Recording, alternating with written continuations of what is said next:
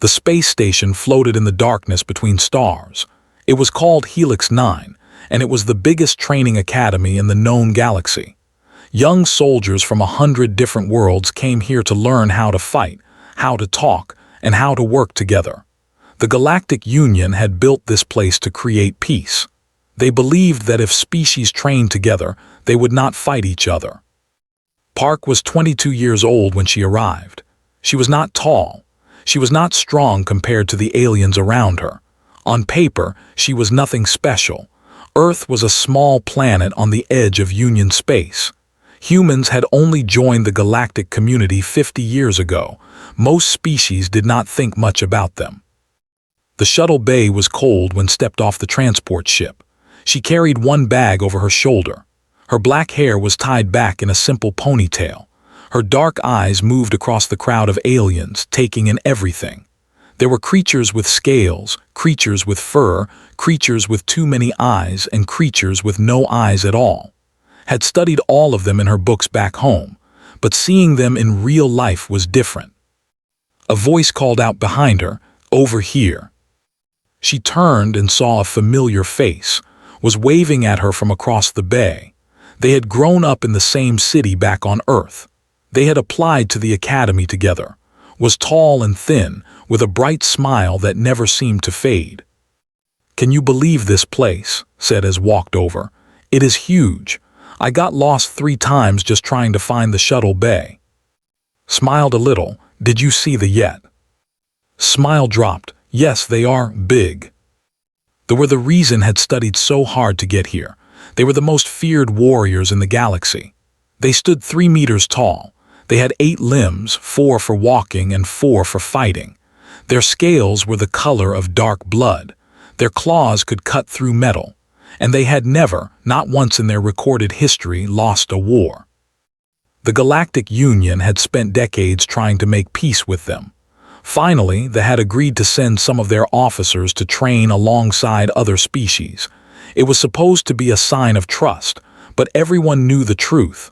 They were here to watch, to learn, to find weaknesses. And were assigned to Squad 7. Their bunk room was small but clean. 2 other humans were already there when they arrived. Lieutenant was their squad leader. He was in his 30s with a calm face and steady eyes. He had been in the academy for 5 years already.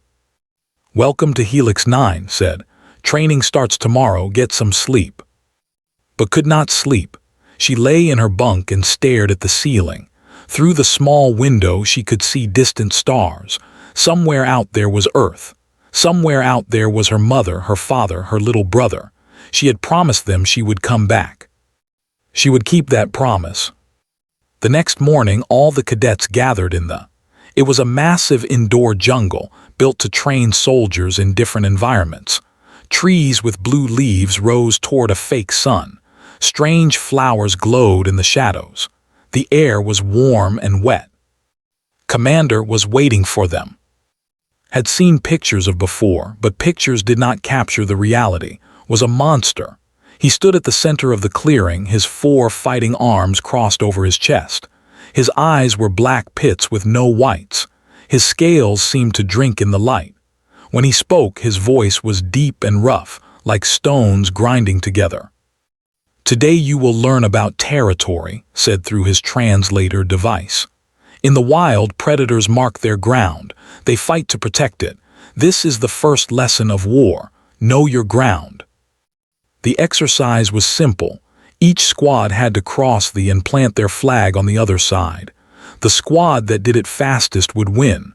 Other squads would try to stop them. It was a game, but they did not play games. They fought for real. Squad 7 moved through the jungle in a line, was at the front, was in the middle, watched the back. They were careful and quiet. They had trained for this. Then slipped. The rock under her foot was wet with dew. Her boot skidded sideways. She threw out her hand to catch herself, but her palm scraped against a sharp stone. She fell hard on one knee. Whispered, "Are you okay?" Looked at her hand. A cut ran across her palm, deep enough to bleed. Red drops fell onto the green moss below. The pain was sharp but had felt worse. She had broken her arm playing soccer when she was 12. This was nothing. "I am fine," she said. "Keep moving." But something had changed in the jungle. The sounds had stopped. The small creatures that had been chirping in the trees were silent. The air felt heavy. Looked up. Commander was standing 20 meters away. He had been observing from a distance, but now he was frozen. His black eyes were locked on. His nostrils were wide open, pulling in air.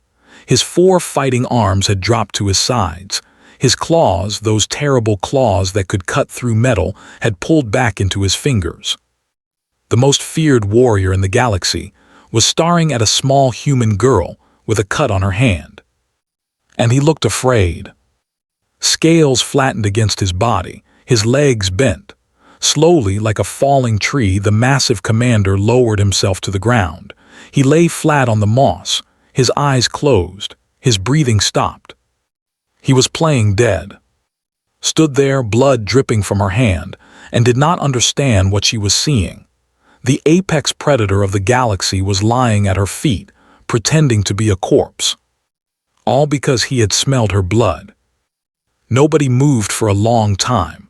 The jungle was silent. Every alien in the had stopped what they were doing. They were all looking at the same thing. The great commander was lying on the ground like a dead animal, and a small human girl was standing over him with blood on her hand. Was the first to speak. What is happening?" Lieutenant held up his hand for silence. His eyes were moving fast, taking in the scene.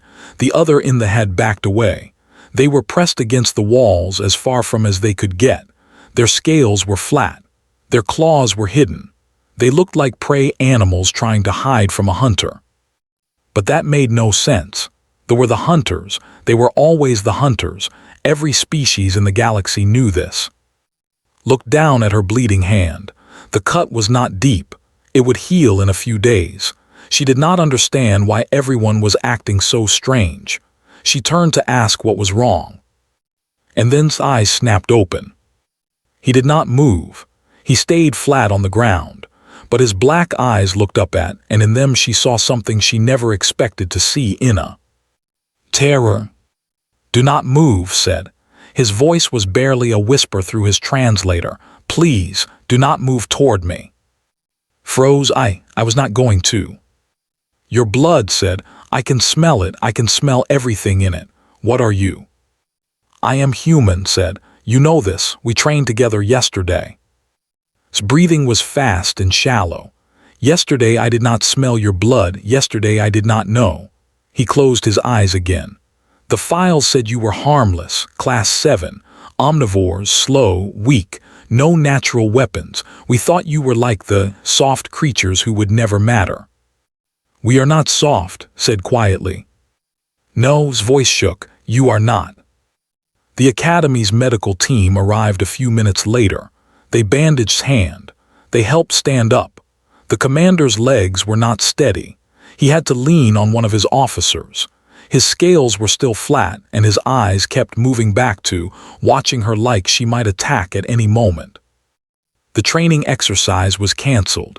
All cadets were sent back to their quarters, but was taken to a different room. It was a small office with white walls and a single table. Lieutenant was there. So was a woman, did not know. She wore a uniform with many symbols on it. Her name tag said Director Han. "Sit down, Cadet Park," Director Han said. Her voice was calm but serious. "We need to talk about what happened."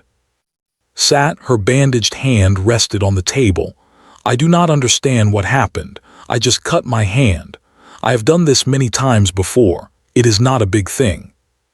Director Han and Lieutenant looked at each other. Something passed between them. Some knowledge that did not have. "Cadet Park," Director Han said slowly. "What do you know about human evolution?" Thought about her old biology classes. "We evolved on Earth. We started as small animals. We became bigger. We learned to use tools. We built cities."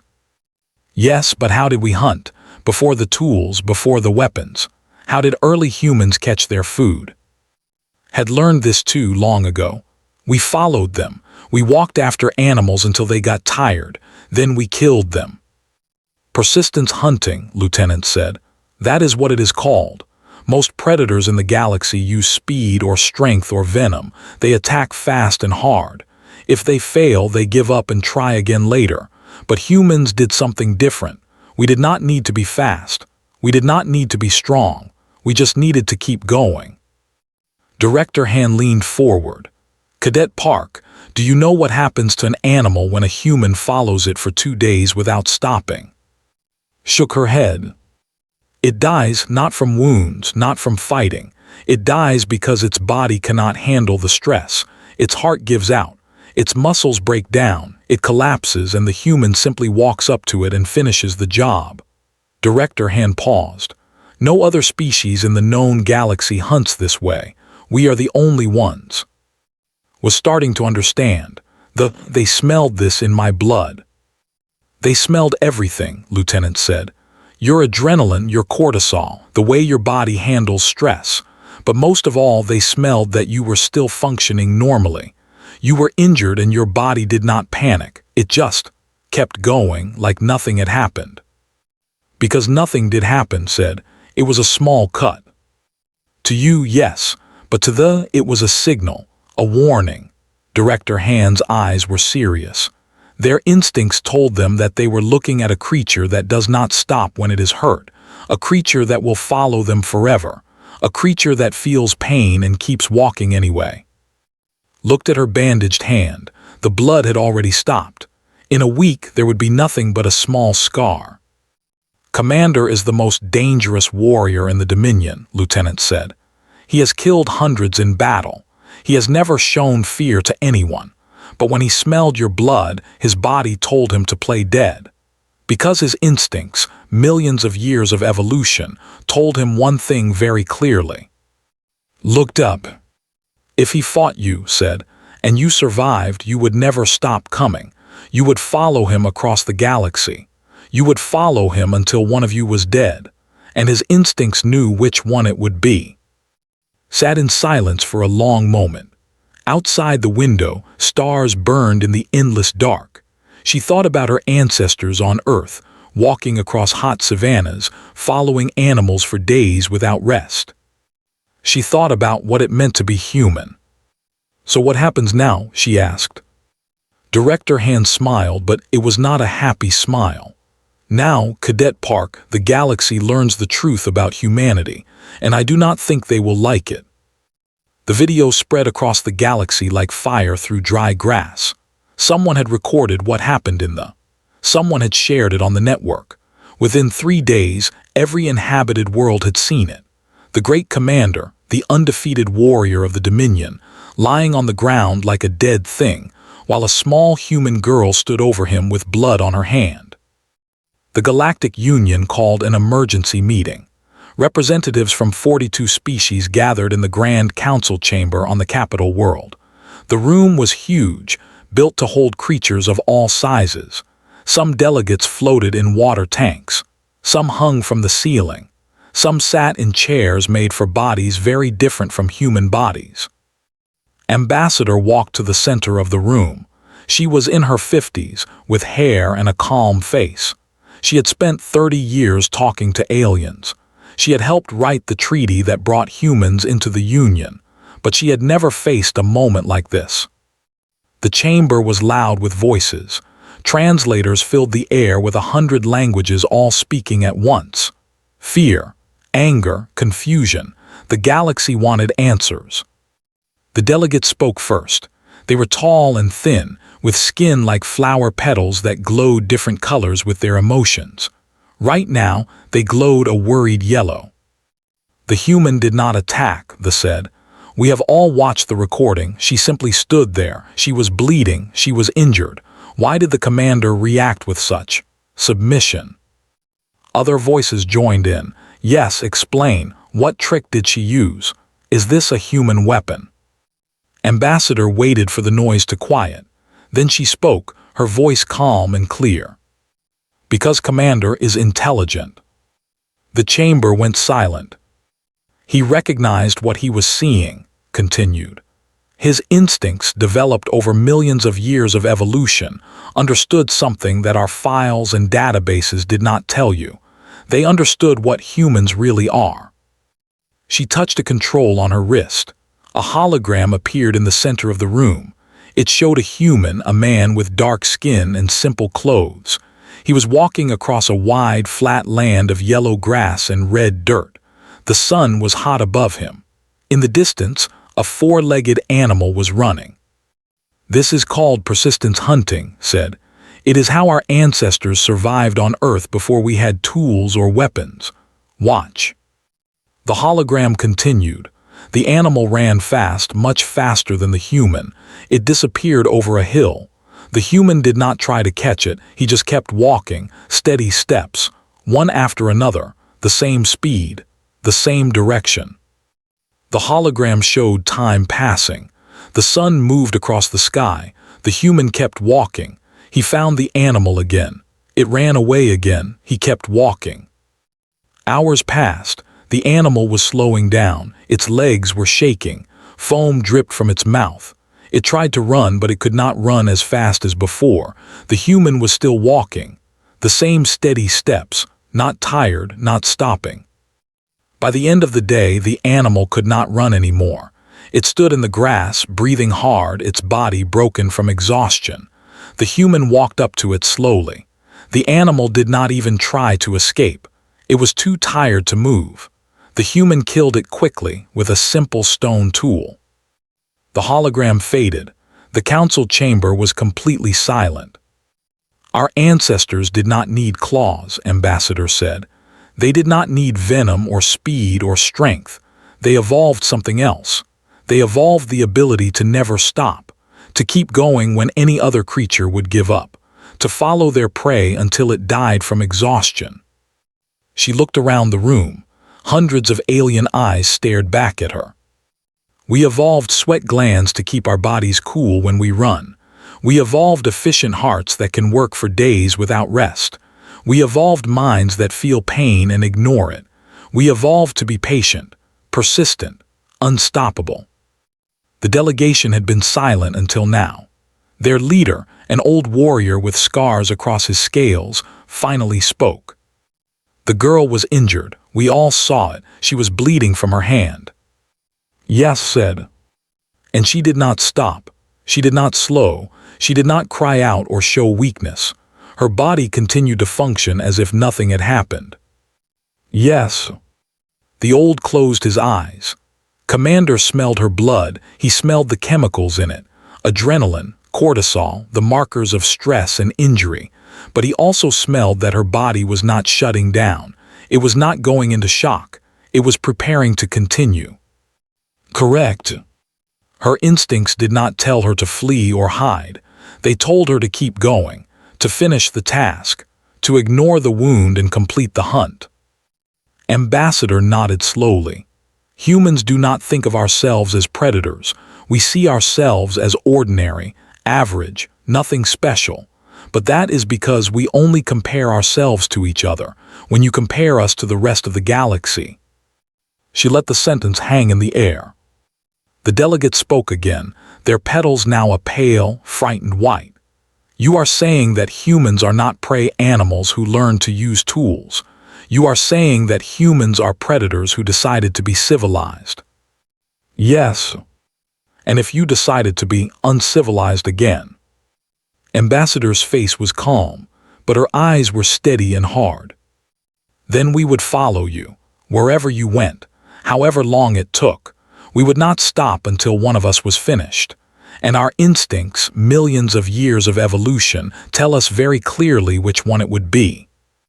The council chamber remained silent for a very long time. Finally, the old spoke again. "What do you want from this union, human?" Ambassador smiled. It was a small smile, but it was warm and genuine. "We want peace. We want friendship. We want to work together to build something good. Humans did not evolve to hunt other intelligent species. We evolved to survive. And we have learned that cooperation helps survival more than conflict." She looked at them directly. "We are not your enemies. We do not want to be, but if anyone tries to make us enemies, Commander's instincts were correct. Playing dead would be the smart choice. The Galactic Union voted that day to reclassify humanity. They were no longer Class 7, the category for harmless omnivores. They were moved to Class 2, just below the most dangerous species in known space. Many delegates thought that was not high enough. 3 months passed after the council meeting. Life at the academy returned to normal or something close to it. The aliens still trained with the humans. They still ate together and worked together, but something had changed. The way they looked at humans was different now. There was respect in their eyes, and fear.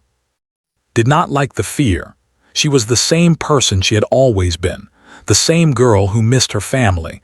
The same girl who liked to read books and watch old movies. The same girl who dreamed of exploring the stars. She had not changed. Only the way others saw her had changed. But she did not have time to worry about that for long, because something much worse was coming. The swarm arrived on a Tuesday. Nobody knew where they came from.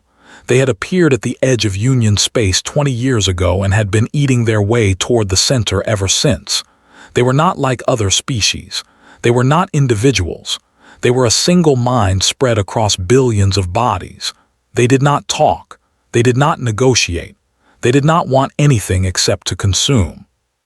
They looked like insects, but that was like saying a hurricane looked like a gentle wind. They were black and shiny, with too many legs and too many teeth. Each one was small, about the size of a human hand, but they never came alone. They came in waves of millions, covering planets like a living carpet, eating everything in their path. When the Union sensors detected a swarm heading for Helix 9, the evacuation order came immediately. All cadets report to Shuttle Bay 3, the speakers announced. This is not a drill. Repeat, this is not a drill. Evacuation begins in 30 minutes. Was in the armory when she heard the message. She had come to collect her gear for a training exercise, but now the exercise did not matter. Nothing mattered except getting away. She started toward the door, then she stopped.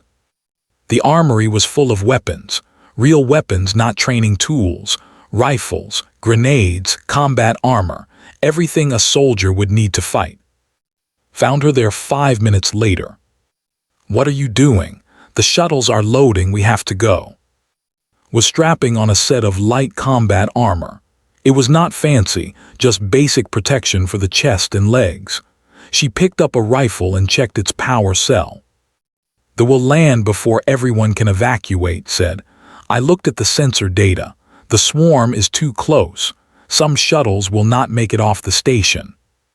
Then we should hurry and get on a shuttle now. Or we could slow the down, looked at her friend. Buy time for the slower shuttles, make sure everyone gets away. Stared at her, that is suicide. Maybe, finished adjusting her armor, but I am not going to run away and let others die. That is not who I am. The door to the armory opened. Lieutenant walked in. His face was calm as always, but his eyes were serious. I heard what you said, Cadet Park. He walked past her to the weapon racks. I was thinking the same thing. Sorry. Picked up a rifle. He checked it with the ease of long practice. The evacuation will take 2 hours. They will be here in 90 minutes. Someone needs to hold them at the main corridor until the shuttles are away. He looked at. I was going to ask for volunteers, but it seems I already have one. More footsteps at the door. Sarah from the engineering team walked in. She was short and quiet, with clever hands that could fix anything. Behind her was Sergeant from security, a big man with a soft voice. We heard the plan, Sora said. We want to help. This is not an order, said. You understand what we are doing. The odds are very bad. We understand, said. But those shuttles are full of our friends. We are not leaving them. One by one, more humans arrived. Some were cadets. Some were officers. Some were staff workers who had never held a weapon in their lives. But they all came. They all picked up rifles and armor. They all knew what they were volunteering for. By the time Commander found them, there were 47 humans in the armory. The commander stood in the doorway looking at the scene. His black eyes moved from face to face. These small, soft creatures, these beings he had once thought were harmless. "You should be on the evacuation shuttles," said. "We are staying," answered. "They are coming, millions of them, you cannot win." Lieutenant finished distributing ammunition to the volunteers. "We do not need to win, we just need to hold them for 90 minutes. After that, everyone will be safe." "And you, what happens to you after 90 minutes? Smiled. It was a tired smile, but it was real. "That depends on how good we are." Was silent for a long moment. He looked at the scar on her palm, still faintly visible from 3 months ago, at her steady eyes that showed no fear. "The swarm has destroyed species far more powerful than humans," he said. "They have consumed entire worlds. What makes you think you can slow them down?" Sergeant was loading grenades into his vest. He answered without looking up. "The swarm has never faced humans before. They hunt by overwhelming force, fast attacks, quick victory. They do not know what to do when prey fights back. And if they overwhelm you anyway, if they break through your line." Checked her rifle one more time. The power cell was full. The targeting system was clean. She was ready. "Then we fall back and make another line, and when they break that one we make another, and another, and another." She looked at. "We are not going to stop, Commander. We are not going to give up. We are not going to run. We will hold them here, and we will keep holding them until every shuttle is away or until we are dead. There is no other option." Stood very still. In his 40 years of life, he had never seen anything like this. He had fought against many enemies. He had seen warriors charge into battle for glory, for honor, for hatred. But he had never seen anyone fight simply because giving up was not in their nature. The commander looked at these humans, these small, soft creatures from a small planet at the edge of space, and he understood something important. They were not brave because they did not feel fear. They were brave because they felt fear and kept going anyway. They were brave because their minds, their bodies, their very genes told them one thing over and over. Never stop, never quit, never surrender. Reached down and picked up a rifle from the rack. It was small in his massive hands, built for human fingers, but it would work. "I'm staying too," he said. Blinked to watch. "You taught me something 3 months ago, Cadet Park, when I smelled your blood, when I felt the fear." Checked the rifle like he had seen the humans do. "I learned that there are worse things than dying in battle. One of them is living as a coward who ran away while others fought."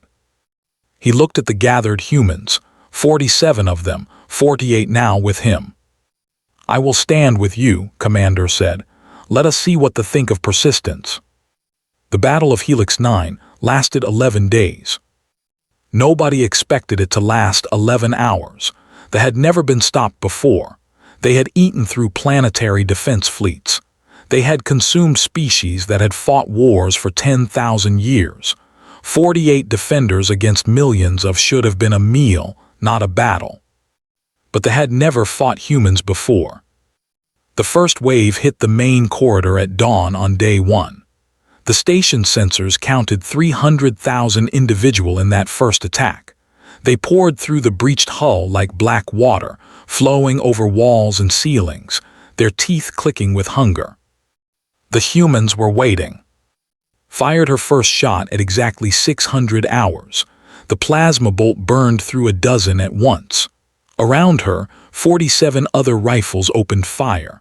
The corridor filled with light and heat and the smell of burning chitin. They died by the hundreds, by the thousands, their bodies piling up into walls of black shell. But more kept coming, always more. By noon, the first defensive line was falling. The humans had killed more than 50,000, but they were running low on ammunition. Sara had been wounded, a deep cut across her shoulder where it had gotten too close. She kept firing with one arm while bandaged the wound. "Fall back to point 2, Lieutenant shouted over the noise. Cover the retreat. They fell back. They set up new positions. They kept fighting. They did not understand what was happening. Their hive mind had consumed hundreds of species. They knew how prey behaved. Prey ran away. Prey hid. Prey gave up when the swarm became too large. That was the natural order. But these creatures were not running. They were not hiding. They kept shooting, kept killing, kept standing in the way, even when they were injured, even when they were exhausted, even when logic said they should stop. By day 3, they had lost over 1 million bodies. The defenders had lost 4. The corridors of Helix 9 were clogged with dead, piled so high that the living ones had to climb over their own fallen to keep attacking. Commander fought beside the humans. His massive body blocked entire sections of corridor. His claws, those claws that could cut through metal, ripped through like paper. He had not slept in 3 days. He had taken wounds that would have killed most. He had never felt more alive. "They are not stopping," he said during a brief pause in the fighting. "I can feel their confusion. The hive mind does not understand why we are still here." Was reloading her rifle. Her hands were steady despite the exhaustion. "Then we are doing something right." You have a gift for understatement. The shuttles had escaped on day 1. The station was empty except for the defenders and There was no reason to keep fighting except stubbornness, except the simple human inability to accept defeat. On day 5, something strange happened. The pulled back. The defenders stood at their positions, weapons ready, waiting for the next attack. But it did not come. For 6 hours, nothing happened. The corridors were silent except for the hum of damaged systems and the distant sound of moving in the lower levels. Collapsed against a wall, her rifle across her knees. "What are they doing?" "Thinking," said. He looked as tired as I'd ever seen him. "The hive mind is trying to understand us. It has never needed to think before. It just consumed. Now it has to make a decision." "What kind of decision?" Smiled. It was a strange smile, almost gentle. "Whether the meal is worth the cost." They attacked again on day 6, but it was different this time. They came in smaller waves. They probed the defenses instead of overwhelming them. They were being careful. The had learned fear. On day 8 took a hit to her leg. I had come through a vent she did not see. Its teeth sank into her thigh before shot it off her. The wound was bad. She could not walk. So she sat in a corner with her rifle propped on a piece of debris and kept shooting. "You should go to the medical bay," said. "The medical bay is full of." "Then you should rest." Fired another shot. Another died. "I will rest when they stop coming." The commander looked at her for a long moment. This small creature, this soft, breakable being with no claws, no scales, no natural weapons. She was bleeding badly. She was pale from blood loss. She was going to die if she did not get help soon. And she would not stop fighting.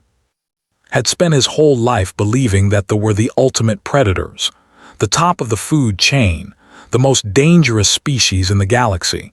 He had been wrong. The most dangerous species in the galaxy was the one that did not know how to give up. On day 11, the Queen made a decision that had never been made in the history of her species. She ordered a retreat. The swarm pulled back, millions flowing away from the station like a black tide going out. They disappeared into the darkness of space, leaving behind mountains of their own dead. The 48 defenders stood in the ruined corridors of Helix 9 and watched them go. They were bloody. They were broken. 12 of them were dead. The rest were wounded in ways that would take months to heal. But they had won. Union reinforcements arrived 6 hours later. The rescue teams found the defenders still at their posts, still watching the empty corridors, still ready to fight if they came back. When they tried to carry to the medical ship, she insisted on walking. Her leg was wrapped in bloody bandages. Every step was agony, but she walked. Because that was what humans did. The after-action report was written by Commander. It was read by every government in the Galactic Union. It changed everything. Reclassify humans from Class 2 to Class 1. They are the most dangerous species in known space, not because of their bodies, which are weak, not because of their technology, which is average, but because of their minds. They do not understand defeat. They do not accept surrender. They do not stop. I have fought beside them for 11 days. I have watched them bleed and suffer and die. And I have watched them stand up and keep fighting when any other species would have given up. The swarm has consumed worlds, but they ran from 48 humans and one who had learned to think like a human. Recommend immediate integration of humans into all Union military command structures. Recommend forming permanent human advisory councils for all defensive operations. Recommend teaching human psychology to all officer candidates.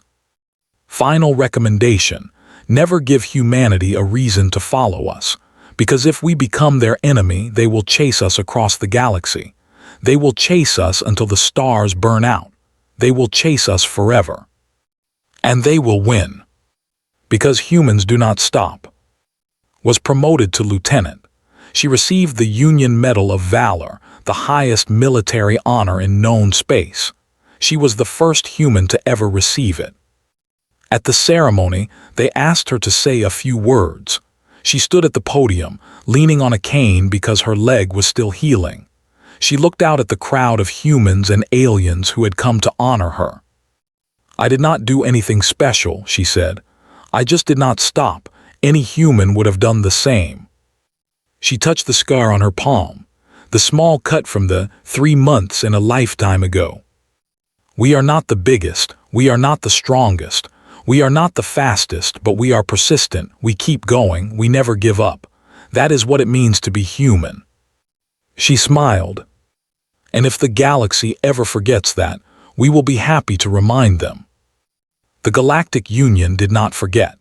For 1,000 years afterward, whenever a species thought about starting a war with humanity, they remembered Helix 9. They remembered 48 defenders against millions. They remembered the species that did not know how to stop. And they chose peace instead. Because some prey was not worth hunting. And some hunters were too dangerous to wake.